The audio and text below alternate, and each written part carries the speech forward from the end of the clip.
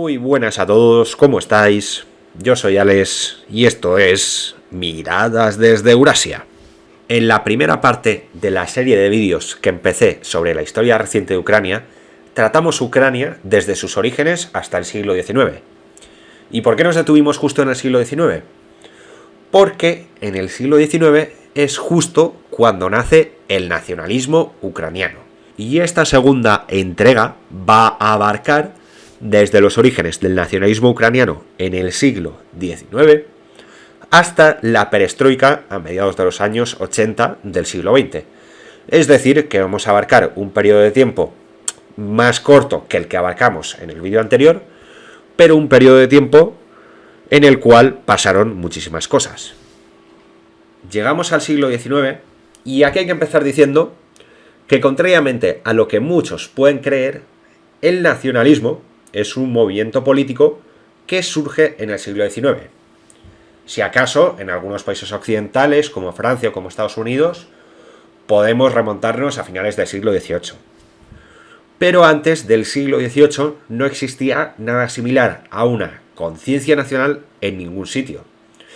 Y no existía el nacionalismo entendido como un movimiento que reivindica a la nación como comunidad de hombres formalmente iguales que comparten una serie de rasgos culturales comunes. El nacionalismo es una ideología política que nace con la modernidad. Y el siglo XIX será cuando vea su aparición el movimiento nacionalista ucraniano.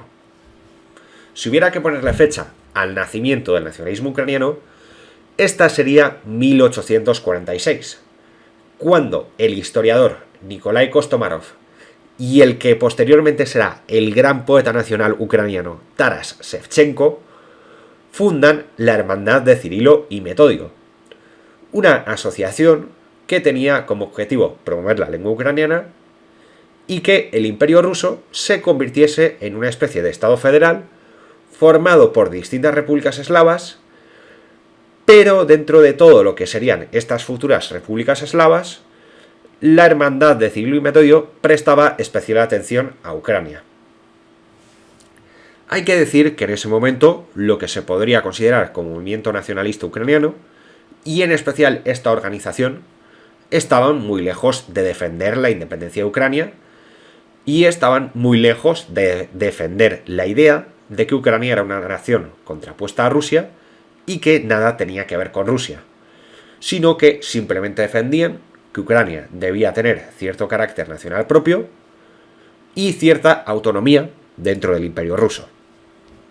Aquí también hay que decir que, contrariamente a lo que muchos pueden creer, el nacionalismo ucraniano del siglo XIX y de principios del siglo XX tenía una orientación política de centroizquierda e incluso socialista.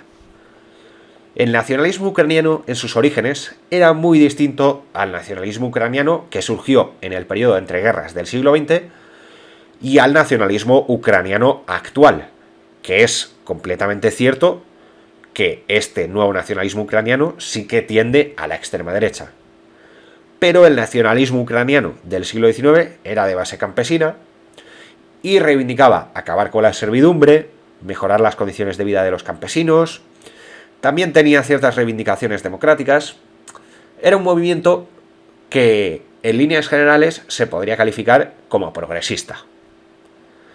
Estas organizaciones no serán bien vistas por las autoridades del Imperio ruso, que las disolverán y las reprimirán.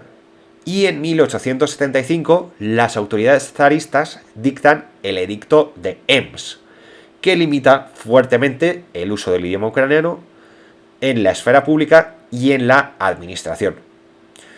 Esta limitación se continuará aplicando hasta el estallido de la Revolución Rusa de 1905. Pero aunque entonces casi todo el territorio de lo que es hoy en día Ucrania pertenecía al Imperio ruso, tal y como hablamos en el anterior vídeo, había una pequeña parte de Ucrania occidental llamada Galitzia que había quedado en manos del Imperio austrohúngaro. Y esto es importante porque esta parte de Ucrania, a pesar de su tamaño, se convertirá en un gran centro de influencia del nacionalismo ucraniano, entre otras cosas porque dentro del Imperio austrohúngaro había una mayor libertad de expresión y de asociación que en el Imperio ruso. Hay que decir que en esta región occidental de Ucrania surgirán dos corrientes opuestas dentro del nacionalismo ucraniano, la llamada ucranianófila y la llamada rusófila. La corriente rusófila afirmaba que los ucranianos eran una nación hermana de los rusos y que por eso tenía sentido romper con el Imperio austrohúngaro y acercarse al Imperio ruso. Mientras la corriente ucranianófila afirmaba que, siendo cierto que los ucranianos eran un pueblo mucho más cercano a los rusos que, por ejemplo, a los austriacos, a los alemanes, al final no dejaban de ser un pueblo distinto al ruso, y que por eso era mejor aliarse con el Imperio austrohúngaro. Pues aunque los ucranianos se pareciesen menos a los austriacos que a los rusos, con el Imperio austrohúngaro iban a tener una libertad y una autonomía que no iban a tener con el Imperio ruso. Una vez más, la situación política de Ucrania en el siglo XIX no tiene nada que ver con la actual, y es que inicialmente, dentro de Ucrania occidental, dentro de lo que es la Ucrania más nacionalista, en el siglo XIX, en el Imperio austrohúngaro, la corriente rusófila tendrá bastante fuerza, pero será reprimida por las autoridades del Imperio austrohúngaro, y el Imperio austrohúngaro apostará por fomentar el nacionalismo ucraniano más ucranianófilo. ¿Y por qué las autoridades austrohúngaras fomentaron el nacionalismo ucraniano? Por dos razones. Primero, fomentando el nacionalismo ucraniano, los austriacos conseguían debilitar al mundo ruso y al Imperio ruso. En segundo lugar, mediante la promoción del nacionalismo ucraniano, los austrohúngaros promovían un contrapeso frente al otro gran nacionalismo que amenazaba al Imperio austrohúngaro, que era el nacionalismo polaco. Porque, aunque Polonia es verdad que en ese momento era una nación sin Estado, desde los repartos de Polonia de finales del siglo XVIII, al fin y al cabo, los polacos siempre fueron un pueblo con una conciencia nacional muy desarrollada y desde luego muchísimo mayor que los ucranianos. Y justo Galicia era una región poblada tanto por polacos como por ucranianos. Por citar algunas de las figuras más importantes dentro de lo que era el movimiento nacionalista ucraniano en el Imperio austrohúngaro, podemos citar, por ejemplo, a Mikhail Dragomanov, a Nikolai Mikhnovsky o a Iván Franko, que de hecho da nombre al oblast ucraniano de Ivano-Frankovsk.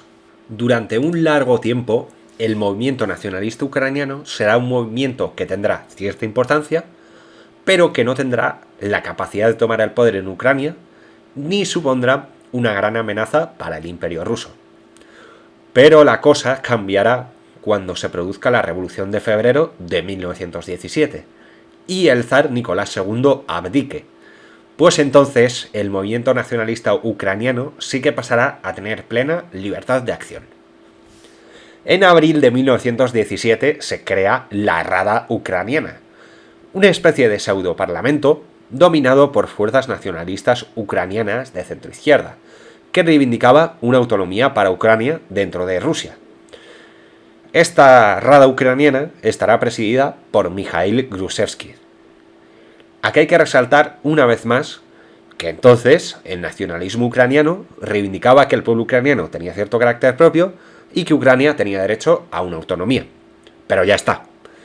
Ni siquiera llegaba a reivindicar la independencia de Ucrania, y ni mucho menos promovía el odio y el rechazo hacia todo lo ruso, como se hace en la Ucrania actual ahora mismo.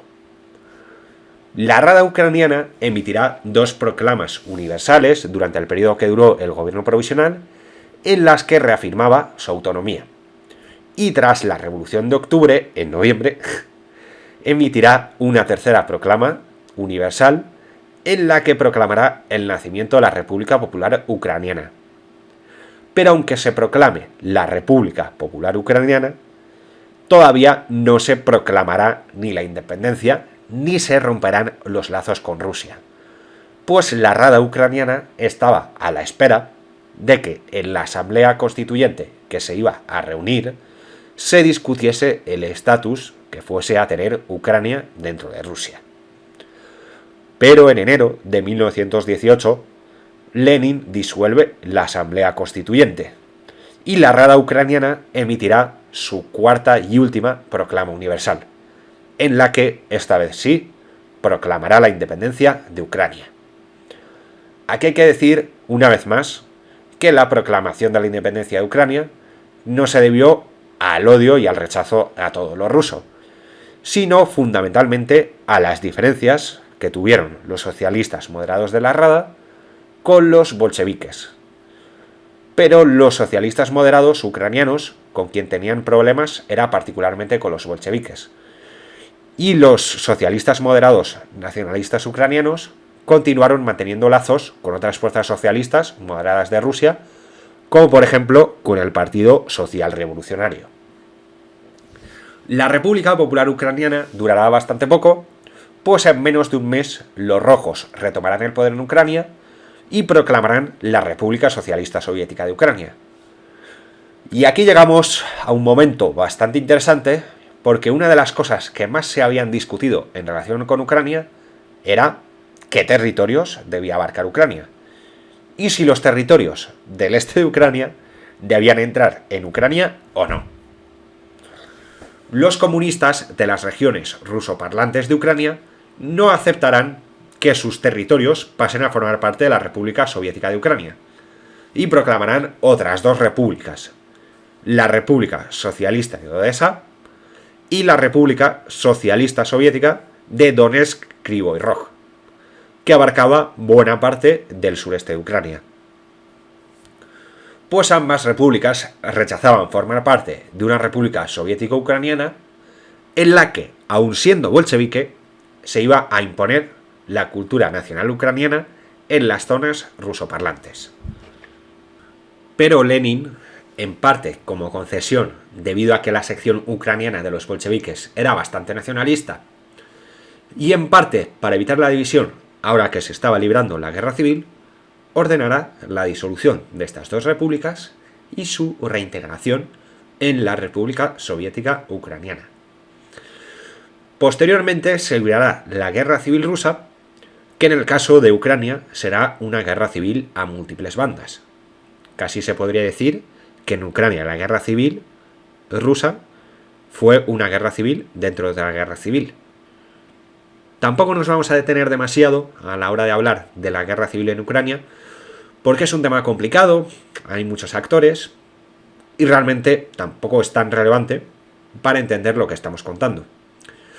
Pero sí me gustaría decir que hay un mapa que circula por ahí de Ucrania en 1919, de las fronteras de Ucrania en 1919, que muchos lo tratan de presentar como si Ucrania en 1919 tuviese esas fronteras, y en realidad ese mapa no fue más que una propuesta de los nacionalistas ucranianos en la Conferencia de Paz de París de 1919, pero en ese momento la República Popular Ucraniana apenas controlaba ningún territorio, e incluso casi se podría decir que la República Popular Ucraniana en ese momento solo existía sobre el papel.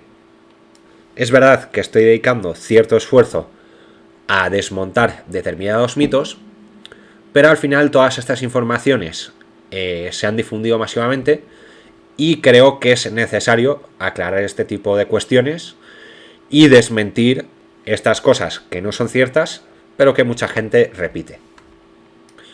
Posteriormente, tras la Guerra Civil, en 1922 se crea la Unión Soviética con la República Socialista Soviética de Ucrania como uno de sus principales fundadores. Y aquí es cuando se podría decir que por primera vez existe Ucrania como entidad política consolidada. Y claro, muchas veces cuando alguien dice eso de que Lenin fue el verdadero creador de Ucrania, hay gente que salta y empieza a decir mentira, la nación ucraniana existía desde bastante antes, es una nación que existe desde hace siglos, no sé qué, manipulador. Y es cierto, la nación ucraniana existía desde antes de Lenin. Y la nación ucraniana, como tal, no es una nación artificial. El nacionalismo ucraniano como movimiento político también es anterior. Y además era un movimiento político que tenía cierta fuerza en Ucrania. Y también es cierto que durante la Revolución y la Guerra Civil existió la República Popular de Ucrania. Pero al final la República Popular de Ucrania fue un estado efímero que duró lo que duró la guerra civil. Y la primera vez que se consolida Ucrania como entidad política es efectivamente con Lenin. Los bolcheviques creían que había que fomentar el desarrollo de las naciones minoritarias, por lo que en los años 20 se llevará a cabo una ucrainización bastante intensa, incluso forzosa. El ucraniano se impondrá en la administración y en las escuelas, y los libros y periódicos pasarán a imprimirse casi exclusivamente en ucraniano. Incluso se fomentará la vuelta de algunos emigrados políticos ucranianos nacionalistas para tener personal para llevar a cabo esta ucranización. De hecho, por ejemplo, Grushevsky, que había sido nada más ni menos que el presidente de la Rada Ucraniana, volverá a la Unión Soviética en los años 20. Para que veamos un poco cómo fue esta ucranización, en Odessa, por ejemplo, que era una región casi por completo rusoparlante, se cerraron todas las escuelas rusas y se impusieron todas las escuelas en ucraniano.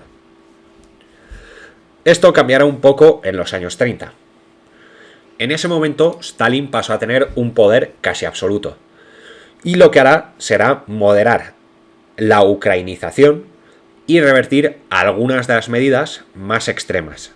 Pero tampoco se puede decir, como se puede leer por ahí, que Stalin impuso de nuevo una rusificación de Ucrania. Simplemente lo que hizo Stalin fue moderar un poco este proceso de ucranización, pero tampoco revirtió por completo el proceso que ya había comenzado en los años 20. No se puede hablar de una nueva rusificación con Stalin como se leen en determinados sitios. En 1932 y 1933 se produce el llamado Holodomor, una hambruna que tuvo millones de víctimas a lo largo y ancho de toda la URSS. Generalmente la historiografía occidental, sobre todo la más anticomunista, suele presentar esta hambruna como una hambruna que solo ocurrió en Ucrania y que fue un genocidio de Stalin contra los ucranianos. Pero esto es un ejercicio de manipulación bastante grave y una mentira como una catedral. La hambruna como tal tuvo distintas causas, pero la principal fue la siguiente. Tras el final de la guerra civil rusa, la URSS quedó devastada. Y lo que hizo Lenin fue iniciar la nueva política económica y permitir un capitalismo controlado hasta que se restaurase por completo la economía. Pero en el año 1929, Stalin pone fin a la NEP y da comienzo a los planes quinquenales. Y decide llevar a cabo una colectivización del campo, cuando en el campo todavía existían muchos propietarios de clase media llamados kulaks. Entonces, estos kulaks se resistirán a la colectivización, prenderán fuego a sus propias cosechas y en el campo se llevará a cabo una verdadera batalla campal. Esto, aunque no solo esto, hará que en estos años apenas se produzcan cosechas y que en los años 1932 y 1933 se produzca esta hambruna. Pero al final este enfrentamiento fue un enfrentamiento en clave social que se dio a lo largo y ancho de toda la URSS, entre los campesinos de clase media que se resistieron a la colectivización, y no un enfrentamiento en clave nacional limitado a Ucrania. Aunque no hay cifras definitivas, las más aceptadas hablan de 3 millones de muertos en Ucrania, 3 millones de muertos en Rusia y 1 millón de muertos en Kazajistán. No se puede hablar del Holodomor como un genocidio de los rusos contra los ucranianos cuando murieron exactamente la misma cantidad de rusos que de ucranianos.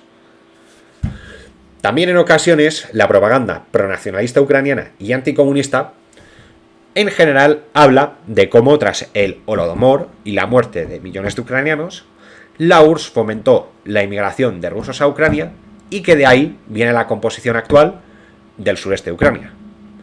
Pero realmente la inmigración de rusos a Ucrania en esta época fue mínima. Las regiones rusas del sureste de Ucrania no se volvieron rusas en este momento como resultado de una inmigración, sino que históricamente habían sido rusas desde el punto de vista cultural. Y el mejor ejemplo de esto es lo que hemos hablado antes, es que en la guerra civil los comunistas del sureste de Ucrania se negaron a que estos territorios perteneciesen a la Ucrania soviética, incluso contra la voluntad de Lenin. Antes de llegar a la Segunda Guerra Mundial, y al tema que probablemente muchos estéis esperando, que es el tema de si hubo realmente colaboración de los ucranianos con los alemanes o no, conviene detenerse y hablar un poco de los territorios de Ucrania Occidental que en el periodo de entreguerras quedaron en manos de Polonia. Pues es precisamente ahí donde van a hacer el movimiento fascista ucraniano. Voy a hacer un resumen muy breve de esto y tampoco me voy a entretener mucho porque realmente este tema ya lo he tratado. Si os interesa el tema del fascismo ucraniano, de Bandera y del colaboracionismo, tengo otro vídeo que es una entrevista que me hacen en la que hablo sobre este tema. Entonces, si os interesa este tema, os invito a ver esa entrevista. Aquí, como digo, como ya traté este tema en su día, voy a hacer un resumen muy breve. En la fase final de la Guerra Civil Rusa, en 1920, se lleva a cabo la Guerra Polaco-Soviética, que tiene como resultado que algunas regiones de Ucrania Occidental quedan en manos de Polonia. Contrariamente a lo que nos suelen contar, la Polonia de entreguerras no era ningún estado democrático, sino que acabó siendo una dictadura militar derechista, donde el respeto a las minorías étnicas brillaba por su ausencia. Polonia intentará llevar a cabo una polonización de estas zonas de Ucrania Occidental que quedaron en manos de Polonia, y como reacción a esto se creará la Organización de Nacionalistas Ucranianos, una organización abiertamente fascista que se oponía al Estado polaco y luchaba por la independencia de Ucrania. Esta organización acabará siendo liderada por un personaje que a prácticamente todos nos suena, que es Stepan Bandera. Y aquí derribamos otro mito incorrecto que se ha construido respecto a Ucrania. Y es que a menudo se nos vende que los ucranianos colaboraron de manera masiva con los alemanes como resultado del odio que tenían a los soviéticos como consecuencia del Holodomor. Dejando de lado que la colaboración de los ucranianos con los nazis estuvo lejos de ser masiva, que esto lo trataremos luego, la colaboración se dio fundamentalmente en Ucrania Occidental. Y el fascismo ucraniano, donde nació, fue precisamente en las zonas ucranianas que habían sido ocupadas por Polonia y que solo serán soviéticas a partir de 1939.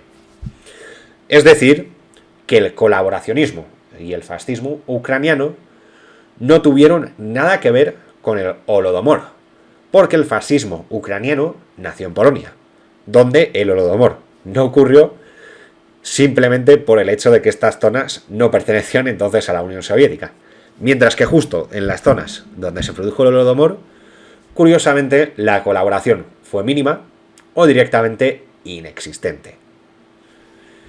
Y por fin llegamos a la Segunda Guerra Mundial. El 22 de junio de 1941, sin previa declaración de guerra, Alemania invade la Unión Soviética. Ucrania se convertirá en una de las regiones donde se librarán los combates más brutales, y la república será completamente destruida. Y la población ucraniana, y ya no os digo la judía de Ucrania, será completamente masacrada por los fascistas. Durante la Segunda Guerra Mundial murieron casi 7 millones de ucranianos, de los cuales solo 1,65 millones fueron militares. Es decir, que los casi 6 millones de ucranianos restantes fueron civiles que murieron, en muchos casos, asesinados directamente por las fuerzas del eje. La amplia mayoría de los ucranianos eran fervientes partidarios del poder soviético y millones de ucranianos combatirán en las filas del Ejército Rojo. Existe el mito de que fue al revés, de que la mayoría de los ucranianos recibieron a los alemanes con los brazos abiertos, pero esto es mentira. La colaboración fue mínima y, como digo, se limitó a las regiones de Ucrania Occidental que en el periodo de entreguerras habían pertenecido a Polonia. Por hacer una comparación, en las filas de los colaboracionistas ucranianos llegaron a combatir en torno a 100.000 hombres, mientras por las filas del Ejército Rojo llegaron a pasar 7 millones de ucranianos. O sea que fijaos en la diferencia. A todo esto le debemos sumar, entre otras cosas, por ejemplo, al movimiento partisano, que era muy fuerte en Ucrania y que golpeaba a los alemanes por la retaguardia. Es decir, que la mayoría de ucranianos lucharon efectivamente en el Ejército Rojo. Y eso de que los ucranianos recibieron a los alemanes con los brazos abiertos es una completa mentira. Pero precisamente por esto es por lo que la política de memoria histórica de la Ucrania actual es todavía más insultante, porque las actuales autoridades de Ucrania están reescribiendo su propia historia e insultando la memoria de sus bisabuelos. En 1945 acaba la Segunda Guerra Mundial y después de la Segunda Guerra Mundial, en relación con Ucrania, habría que citar un suceso muy importante que es la transferencia de Crimea a Ucrania. Ya tras la muerte de Stalin, con Khrushchev al mando de la URSS, las autoridades de la URSS decidirán transferir Crimea, que hasta entonces dentro de la URSS había pertenecido a la República Soviética de Rusia, a Ucrania en 1954. Incluso a día de hoy no está muy clara la razón de por qué se transfirió Crimea a Ucrania. Muchos hablan de que esto se hizo simplemente porque a nivel administrativo era más eficiente que Crimea estuviese en manos de Ucrania, pues había continuidad territorial y Crimea dependía del agua del Dnieper. Otros hablan de que fue un regalo por el 300 aniversario del Tratado de Pereyaslav. Otros hablan de que simplemente, al ser Khrushchev ucraniano, tiraba un poco para su casa. Lo más probable es que se debiese a que simplemente desde el punto de vista administrativo, en la época soviética, fuese mucho más fácil de administrar Crimea si esta pertenecía a Ucrania que si pertenecía a Rusia. También hay que tener en cuenta que durante la época soviética la transferencia de Crimea a Ucrania no supuso ningún problema para la población de Crimea, porque entonces tanto Rusia como Ucrania pertenecían a un mismo estado. Y en Ucrania no existía esa imposición nacionalista que existe ahora. Los problemas con Crimea empezaron a aparecer justo después de la disolución de la Unión Soviética. Más allá de la transferencia de Crimea a Ucrania, el periodo comprendido desde el fin de la Segunda Guerra Mundial hasta la perestroika fue un periodo bastante tranquilo, del que tampoco se puede decir gran cosa. Si acaso podemos añadir que desde el fin de la Segunda Guerra Mundial, Ucrania se convirtió en una de las repúblicas más desarrolladas de la URSS, fue una de las repúblicas que más subvenciones recibió, y una parte muy importante de la industria de la Unión Soviética se concentraba precisamente en Ucrania. Por último, habría que mencionar un suceso que ocurre en el año 1986 que conocemos todos, y este suceso es el accidente nuclear de Chernóbil. Es cierto que el accidente de Chernóbil ocurre una vez ya Gorbachov ha llegado al poder y una vez ya ha comenzado la perestroika, pero al final, cuando se produce el accidente de Chernóbil, es al principio de la perestroika y todavía las reformas no habían tomado impulso, por lo que yo creo que este hecho se puede incluir dentro de este vídeo. En 1986 se produce el accidente nuclear de Chernóbil, en el que como resultado de unas pruebas de seguridad acabó explotando el reactor 4 de la central y liberando una gran nube radioactiva. Toda la zona alrededor de Chernóbil y una parte de Bielorrusia quedó contaminada. 31 personas murieron y miles de personas, cuando no decenas de miles, se vieron contaminadas por la radiación.